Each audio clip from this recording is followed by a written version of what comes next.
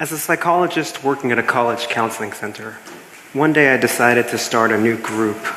It was as if that voice from the movie Field of Dreams was whispering, "If you build it, they will come." And so I plastered these posters all across the campus.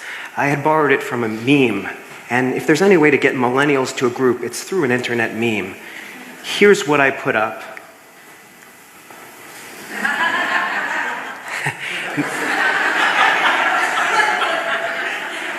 Now, I'm glad that you're laughing with me because a lot of people were laughing at me, including my colleagues and my coworkers, because they said to me, "Mike, who's going to even show up to this group? And even if they do, are they even going to talk?" Right? So it turns out, though, that this group was one of the most popular, the most diverse, and the most connected group I had ever run on a college campus. So why was that? I was sort of surprised myself. And I think, one of the reasons that people were surprised about this group is because we have a misconception in our culture about introverts. We tend to think of them as loners, as painfully shy, or as people who can't really have a good time with others, right? And this is the furthest thing from the truth. In fact, when we look at the definition of introversion, it really is about people who take in a lot from their environment.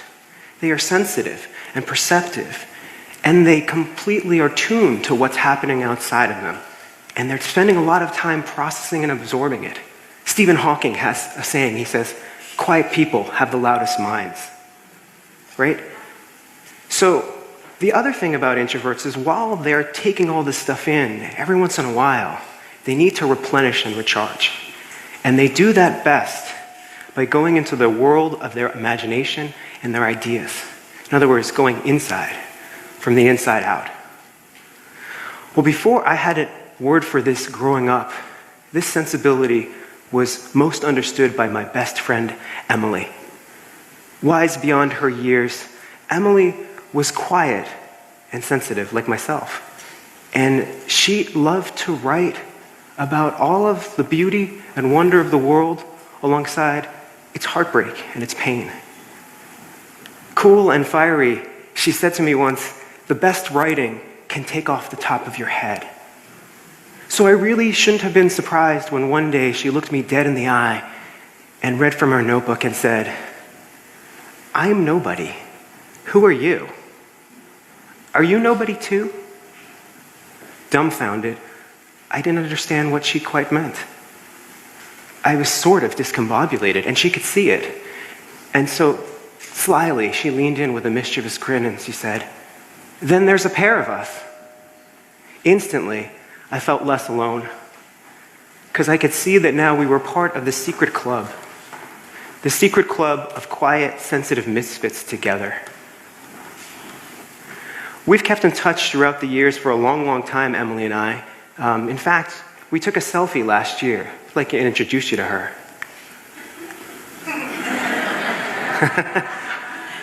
So, for those of you who don't know my best friend, she is in fact 19th century poet Emily Dickinson.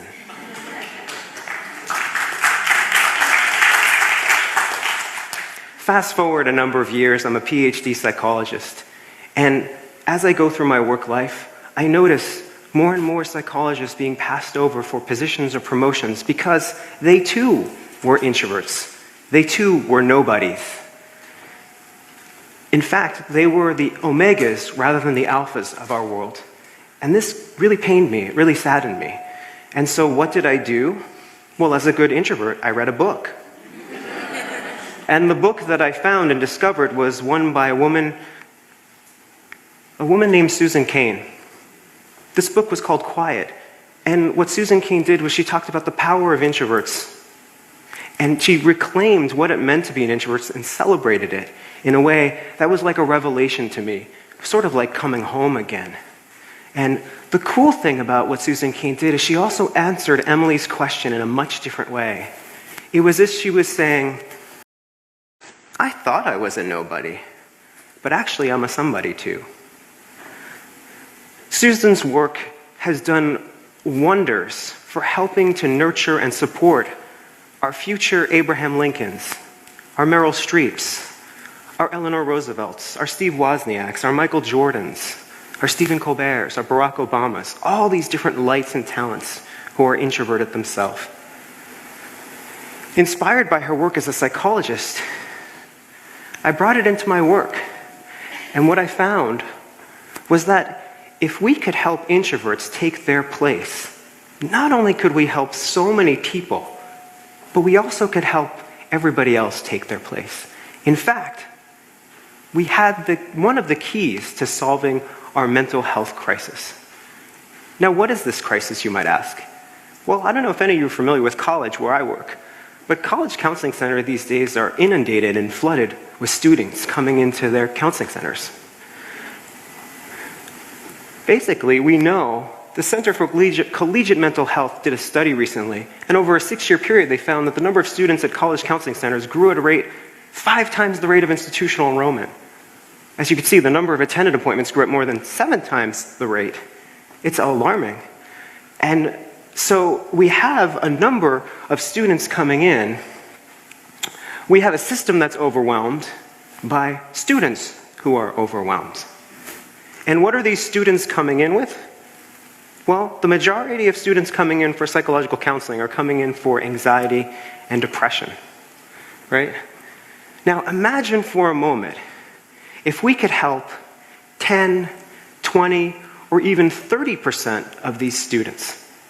Imagine now for a moment if we can do that without putting any more dollars, without adding any more staff, without medication, with just a simple shift in our mindset and approach. Well, it turns out that about 1/3 to 1/2 of the population in America are introverts. That's about 33 to 50%. Many of you are here tonight, right? And many of you know them. They're your significant others, your children, your brothers, your coworkers, your colleagues. So, imagine what we could do if we could help those 33 to 50% and even more. But the question I had was, why hadn't we been doing it already? Well, it was sort of like the purloined letter which was right in front of us. Because it turns out when you look at anxiety and depression, we tend to look at those students with anxiety and depression as if they're all the same.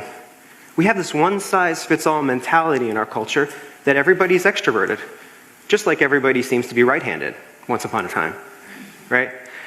And then even psychologists, those of us who are trained, tend to focus more on what can be changed rather than what's relatively fixed. In other words, we focus more on nurture rather than nature. But the most confusing part when we look at those many students who have anxiety and depression is that for introverts, the anxiety and depression is the effect and not the cause.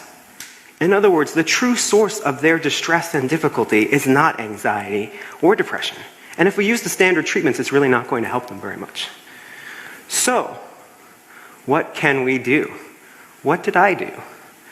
The first thing that we need to do, all of us, is to help introverts learn who they are, what their nature is, and to help them to stop shaming and blaming themselves for who they are.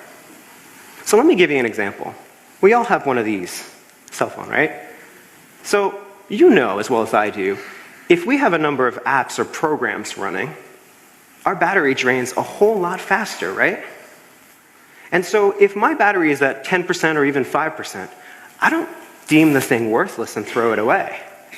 I just charge it up. Well, it turns out that introverts tend to denigrate themselves like this because, they're also, remember, processing so much in their minds. They're so much inside, taking in all this information. And so when they drain very quickly, they start to judge themselves. And they start to think, well, I'm worthless. Another analogy might help us here too. Think about it like this. The majority of cars in our country are gas-powered. So if you happen to have a car and you're running out of fuel, all you need to do is just go down the road. Probably a mile or two, there'll be another gas station. But what happens if you're an electric car? If you're an electric car, it might take you a long time before you can find a charging station. Or you might have to choose to go home to do it yourself. Well, introverts are a lot like those electric cars. The culture sometimes hasn't caught up with making sure there's enough spaces and places to help them to really replenish. Does that make sense? So, but the cool thing is, what if I told you as an introvert that you're really a Tesla? Right? So, you're a high-performance car. You might be quiet, and you're eco-friendly. But you also can really be energized and powerful. Imagine what a difference this would make in telling our fellow introverts in the world that this is how they're built, right? Now, if we don't do something like this, we don't remind introverts of how they drain so quickly and how they work, well then, we'll see those anxiety and depression symptoms come up quite big. So now that we know how introverts drain, how can we help them to charge up? How can we help them to replenish and refill the well? There's a lot of simple things that introverts can do, that things that we all can do. First off, as I said, introverts love to steep in the world of the imagination. So the best thing for introverts is to go and read, just like I did with my friend Emily. Remember? The other thing that introverts can do is to commune with nature and walk in the woods, just like Henry David Thoreau told us, that we need to do that every once in a while to connect to our solitude and the greater connection and mystery of the world. Also, we need to connect to the cultural wealth and beauty that we have by maybe strolling in a museum. Another thing that an introvert can do is, introverts really hate small talk. They hate cocktail party conversation. So the better thing for them is to connect with a best friend or a small group with what my mother used to call little tea and sympathy. Because it turns out that introverts love to swim in the depths together with other people who can go there too. Now, in our very busy and buzzing culture, where there's very little room for privacy, one of the last havens for an introvert is the morning shower. Which I think we all kind of look forward to, don't we? So these are things that introverts can do. And what I did in my counseling with students at the college level is I started to engage this kind of way of thinking about introversion, rather than looking at anxiety and depression. And when I did, it was like there was dramatic results. Students who came in thinking they had profound issues, all of a sudden started to see them melt away. They had scores of depression and anxiety in the 80s and 90s out of 100, all the way up here, and usually they stayed consistent from week to week. So they thought it was a stable trait. But once we incorporated some of these strategies, some of these ways of understanding things, all of a sudden it dropped down to the same levels that every ordinary stressed college student had, right? And the other thing that was so wonderful about this work is that students progressed through their sessions faster. They would do in 3 sessions what ordinarily would take 10 or more sessions. It was wonderful. It was like a miracle. And what I saw was students who were happier and healthier. They were more productive and more creative and more engaged. More recharged, more alive. Now, despite all these wonderful benefits, many of my students still thought of themselves as nobodies. Still thought of themselves like outcasts. And I wanted them to see just what I saw, which was quiet, thoughtful, bright, sensitive, powerful individuals who had so much to contribute to themselves and the world. Remember that group that I started in the beginning of our talk? Well, that's when I had this funny little idea to set this group in motion, because I wanted introverts to see that not only were they not alone, but they were blessed with this unique sensibility, and that there was more than a pair of them. There were so many of them, in fact. And you know the paradox of bringing introverts together in a group? Is they are the most outgoing bunch you will ever find. So they were delighted by this. They had a place that they could call home. They had a place that they could recharge every week, and they could do it together. Now imagine if we had more groups like this in our culture. Imagine if we had more of this across the country. As far as I know, this was one of the first groups we had dedicated towards introverts in the country. Wouldn't it be wonderful if we could have more? I imagine maybe even Emily would have come to the group if she had been around. and it had been around for her. So you might think that this is only about introverts, right? And it's wonderful that you can now maybe take this and help your children, your significant other, your brother or your sister, or a perfect stranger who you want to try and understand better. But it turns out introverts are like the canary in the coal mine. They alert us to something really essential. For those of you who read the book The Little Prince, the fox says one thing very beautiful. He says, "One can only see rightly with the heart. What is essential is invisible to the eye." Now, this is what introverts remind us of, I think. It turns out that today in this culture, we are bombarded, distracted, and diverted by all of our different technological devices, by Facebook, by Twitter, by text, by the 24/7 news cycle, you name it.